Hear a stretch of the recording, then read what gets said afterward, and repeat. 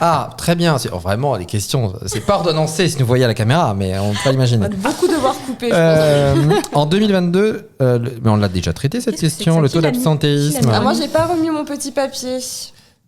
Alors, il était en double. Non, mais t'inquiète, c'est juste qu'il y avait 2 questions sur qui l'absentéisme. étaient voilà. C'était les mêmes. C'est ça. Alors, bon, ça, je suis moins inspiré sur ça, mais je trouve qu'elle est intéressante cette question aussi. C'est sur les congés limités. On en Ça va dans le pense sens, quoi puisque ça rejoint. Alors, moi, mais très juste un doute, un risque. Mais peut-être parce que my bad, je crains que si on laisse aux gens de prendre des congés, très vite au démarrage, ils vont prendre et ça va être super. Mais quelqu'un qui en prendra moins, il risque d'être plus présent parce qu'on sait comment ça fonctionne une entreprise, et plus présent, plus identifiant. C'est celui à qui on va confier plus de tâches. Et toi, si tu prends allez, je vais la caricaturer, c'est idiot, mais 15 semaines, très vite, tu vas t'exclure. Et très vite, au bout d'un moment, je crains qu'en fait, en France, on a 5 semaines de congés payés, on peut avoir des RTT. Et je crains que dans 5 à 10 ans, la norme, ça soit plus 5 semaines.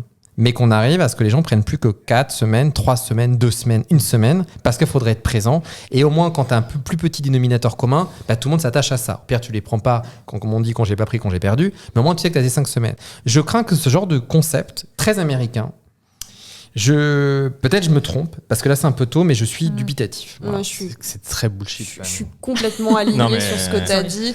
Non, je suis complètement alignée. Ça va desservir ceux qui partent aussi beaucoup, quelque part, dans leur évolution. Parce que, comme tu le dis, mais ça, je pense que c'est dans n'importe quelle boîte, quand tu es là, physiquement et ou même en télétravail, mais que tu es identifié dans l'entreprise comme étant quelqu'un sur qui tu peux compter, sur qui tu peux envoyer un projet en last minute, qui va gérer, etc.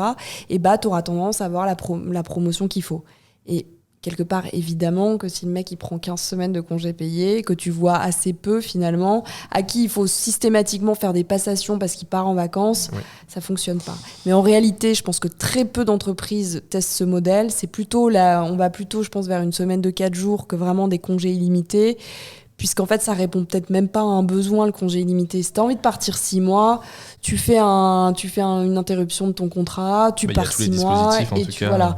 Congé l'aspiration. Ouais. Et puis si ton manager part jamais en congé, toi tu vas pas partir en congé. Hein. C'est ça, aussi des congés d'aspiration. Non, de respiration. Orange, on a fait. Mais tuez-moi maintenant. Écoute, tu m'as invité là-dessus maintenant. Plus ça va. Tu vois, on apprend plein de trucs. Je ratisse, tu vois, sur tous les concepts, les tendances. Ça existe, il y a le congé. Oh non, Ça, le désespoir de Julien. Non, c'est vrai que le congé limité. Ils ont vraiment. Ouais. Et payé du coup.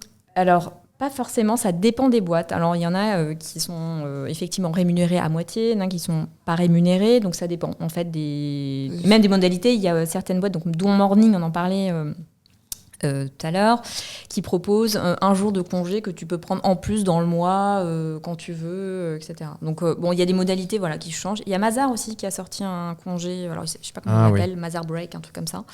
Parce que l'avis de... Mazar Break on the beach. Yeah.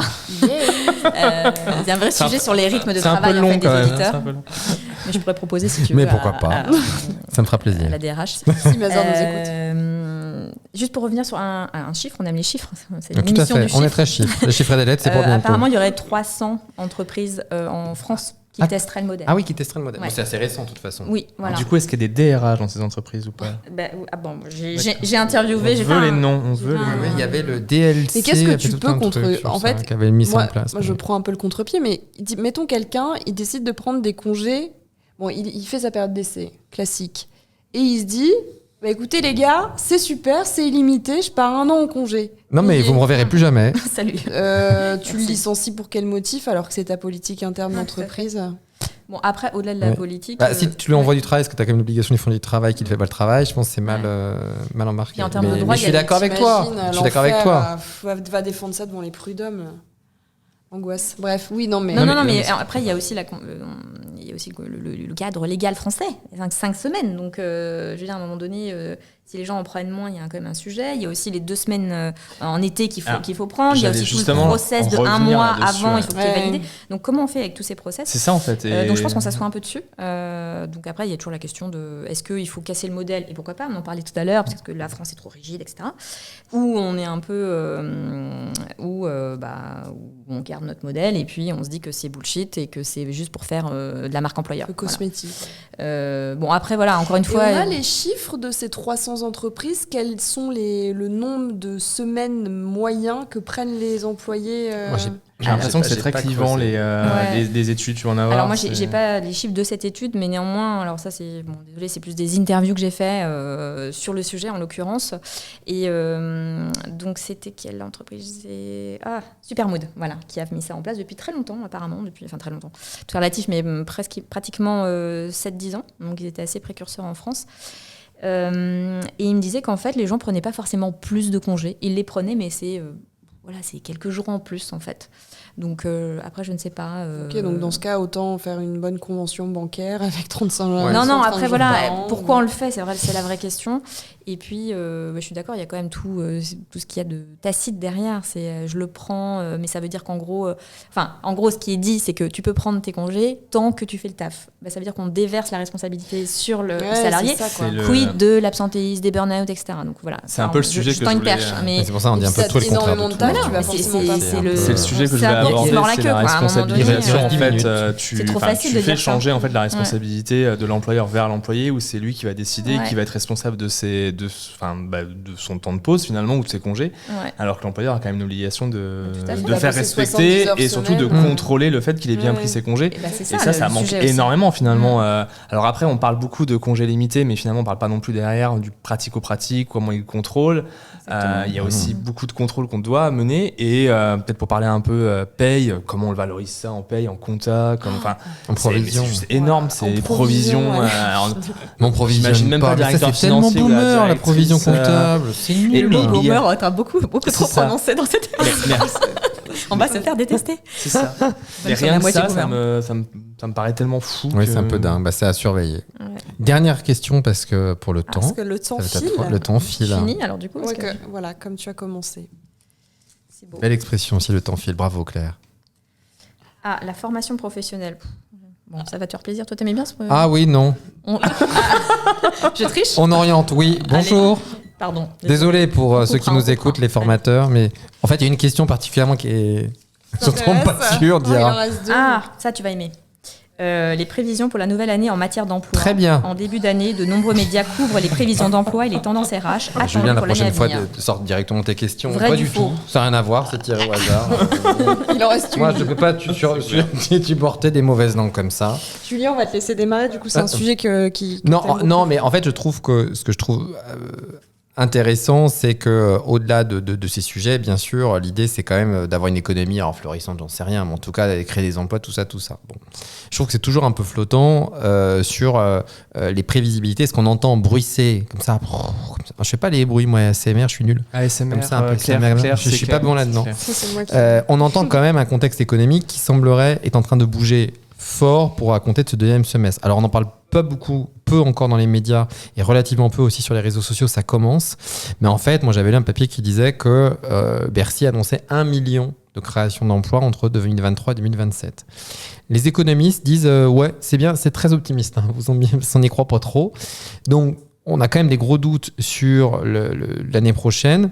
On s'aperçoit qu'on a un taux de chômage qui est à 7,1, 7,2, voilà, avec un goulot d'étranglement, le fameux halo, qui sont des personnes qui ne sont plus comptabilisées dans les chiffres du chômage de 2 millions de personnes. Donc ça porte quand même le chiffre total à 5 millions. Donc en catégorie A, c'est vrai que ça baisse. Enfin, en tout cas, on a atteint un chiffre bas, mais voilà. Quand on additionne tout le monde, on est à 12% quand même. Et encore, en réalité, on ne compte pas toutes les catégories parce qu'on est au-delà de ça. Donc, c'est un point quand on parle de pénurie. On a déjà eu l'occasion toute la journée. Pénurie. Et pourtant, moi, quand je demande à des amis dans mon entourage combien de fois tu as été appelé cette année pour une mission, pour un poste, globalement, les chiffres sont quand même entre 0 et 1. Hein. Donc, je trouve que moi, il y a tout pas clair. Quand on regarde après les métiers, parce que l'idée, c'est aussi de dire quels sont les métiers qui sont recrutés. Je pense que j'aurais pu faire ce podcast il y a 20 ans, je voudrais sortir exactement les mêmes métiers. Je vais vous faire la liste. Hein. Serveur de café, puis ensuite on a viticulteur, puis ensuite on a apprenti employé polyvalent de cuisine, puis agent d'entretien, agriculteur, aide à domicile, aide-soignant, professeur de l'animation, ouvrier non qualifié et cuisinier. Ça, là 20 ans, je vous aurais sorti globalement, peut-être pas dans cet ordre-là, mais la même chose. Donc, j'ai du mal à... Alors ça, effectivement, oui, le Covid a revu les arbitrages, c'est sûr, ça c'est sûr. Mais c'était déjà des emplois qui étaient extrêmement pénuriques. Maintenant, sont venus se rajouter, ça c'est très vrai, les instituteurs. J'aurais probablement pas dit il y a 20 ans, mais pour plein de raisons évidentes, aussi de moyens étatiques. Donc, le taux de chômage des cadres est bas, mais en même temps, il est plus artificiel parce que, par exemple, à partir de 50 ans, tout le monde crée son auto-entreprise. Donc, ils ne ressortent plus dans les catégories A. Aucun cadre ne ressort dans une catégorie A, alors que les ouvriers, ils ressortent. Donc, c'est un peu flottant. Et en fait, pour finir sur cette... Pour moi, je trouve qu'à parler tout le temps de pénurie et garder talent, déjà, je trouve que ceux qui ne trouvent pas de poste doivent se dire on est vraiment nuls parce que si ils se battent pour avoir des gens et que moi je suis au chômage, c'est que je dois vraiment être le roi des débiles, alors que non, c'est pas le cas. Et en fait, derrière ce mot générique et ce mot talent aussi, parce que salarié c'est vulgaire, on a bien compris, se cache une réalité.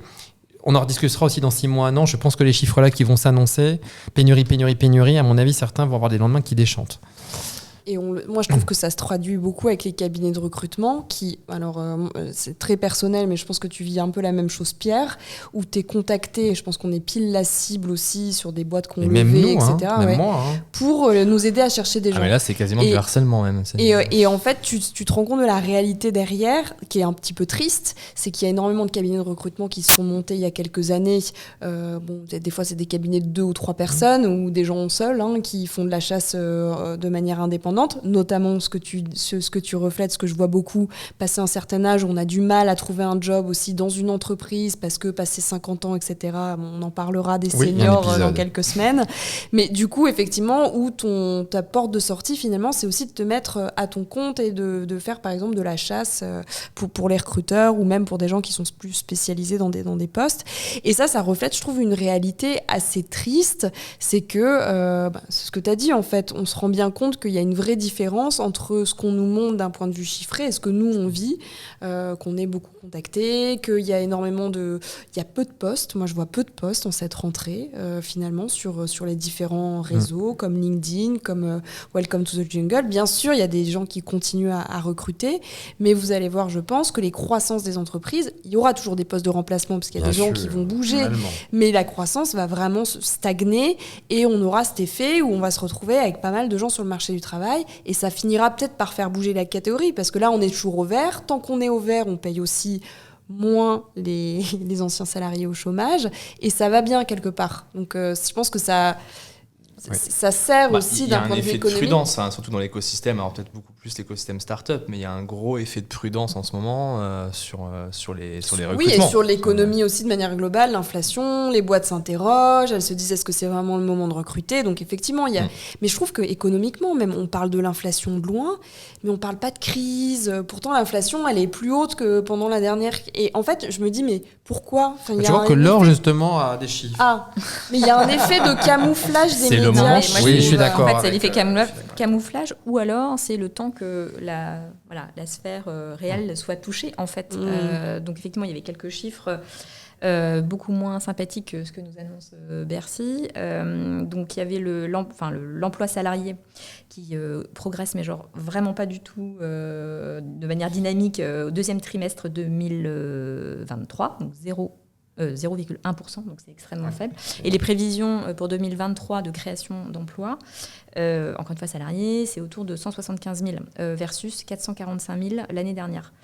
Donc c'est quand même... 3 fois moins. 3 fois moins. Mais au-delà de ça, on en parle peu, mais quand même, il y a... Les GAFAM, ils ont quand même bien sûr, coupé. réduit la voilure de manière quand même assez impressionnante en France. Ça va entre 8 000 à 12 000 postes pour Amazon, pour Google, Salesforce aussi, 8 000 personnes. Les licornes aussi, ces fameuses licornes, ces 25 licornes de Macron. 200 personnes. Parce qu'ils ont communiqué. Ils ont peut-être pas eu le choix. Mais voilà, il y a quand même, c'est sous le tapis pour l'instant, mais il y a quand même, là, il y a une vague de fonds qui se prépare, qui existe, et donc, évidemment, tu recrutes moins, quoi. Je veux dire, donc c'est intéressant parce qu'il y a encore le discours guerre des talents, etc. Moi aussi, ça m'étonne parce que je me dis, sur certains métiers qui sont ciblés, mais dont le tertiaire, etc. je pense qu'il y a quand même un vrai sujet, quoi. Donc, personne n'ose dire ça va être la merde. Et moi, ça m'étonne parce qu'effectivement, ce que tu disais, c'est que ça va générer de la frustration de gens qui, même des jeunes diplômés qui n'arrivent pas à trouver du job, ou justement des gens qui se disent mais je suis nul, moi je trouve pas de job. Et en fait, c'est décorrélé par rapport à ce qu'on vit. Je trouve que tous les métriques, que ce soit pas forcément que l'inflation, où ça peut effectivement se traduire comme ça, mais vont dans le sens d'une crise à venir dont personne ne parle. Oui, mais dont personne ne parle. Alors peut-être dans les revues Alter Echo ou des trucs comme ça, tu peux trouver de très spécialisés. Mais moi, je trouve que même dans les médias, ou même sur BFM... Oui, peu importe, des médias grand public ou spécialisés. Qui ont des spots, des focus recrutement, moi, je n'entends que, pareil, la guerre des talents. Et du coup, c'est vrai que je trouve que c'est assez... Des fois, je m'interroge, je me dis, mais attends, c'est moi qui yoyote, je suis trop pessimiste. Qui yoyote aussi, expression formidable de cette fin d'épisode de podcast. Non, mais sur LinkedIn aussi, tu vois, c'est hallucinant. T'as encore de la marque employeur qui déferle. Et tu te dis, mais attends, on parlait de la RSE hier, mais attends, est-ce que c'est vraiment le sujet, quoi? Évidemment, c'est important, on est d'accord. Mais aujourd'hui... On va devoir terminer après, Pierre. Tu vas terminer, je vais laisser Pierre poser les fameuses questions de Pierre. Ah, j'ai absolument rien préparé. Je pensais que pour la nouvelle saison, on avait stoppé cette... Non. Pierre, allez-y, terminez. On a l'habitude, en tout cas, de terminer sur des questions qui n'ont pas de rapport avec le sujet. Et du coup, j'en ai absolument aucune en tête. Donc, je meuble comme je peux. On peut demander, formidablement bien, Pierre. C'est un plaisir. L'actu perso-pro du moment, par exemple. Ouais, tiens, allez. Si tu as une actu, un événement que tu fais, ou une nouvelle réalisation, un titre ou associatif, un projet. ou personnel, ou pro. Ou éventuellement, est-ce que tu t'es baladé ce week-end? Est-ce que tu aimes les arbres? Est-ce que tu es plus vanille ou fraise? Enfin, des questions un peu provoques. Questions un peu provoques. Montrer la voix, parce que là, je ne suis pas du tout inspirée. Non, cette question était juste pour 3. Ah, juste pour moi? Non, l'idée, en fait, c'est de parler de l'actu. Nous, alors, le mec qui fait sa pub, nous, on sera chez France Digital. Mais c'est débile, parce que le temps que ça soit diffusé, quand vous aurez cette phrase, vous direz, il y était, et vous serez très frustré. Mais j'y étais le 20 septembre. Mais quand vous l'écouterez, on sera au mois d'octobre et ça sera trop tard. Non, mais toi, vous avez ouvert il n'y a pas très longtemps une agence à Londres, par exemple. Oui, mais c'est l'actu du mois de mars. Voilà. Oui, mais je sens que cette fin d'épisode va être pimpée. Pierre, on est hyper déçus. On s'attendait à quelque chose d'un peu fifrelin. Non, j'ai pas d'idée. Non, mais c'est pas grave. Eh bien, écoutez, on va se terminer sur ce joyeux bordel. Oui, carrément. C'est un plaisir, en tout cas, surtout la fin, j'ai adoré. Et on vous retrouve très bientôt pour un nouvel épisode de Ça vient des RH. À bientôt.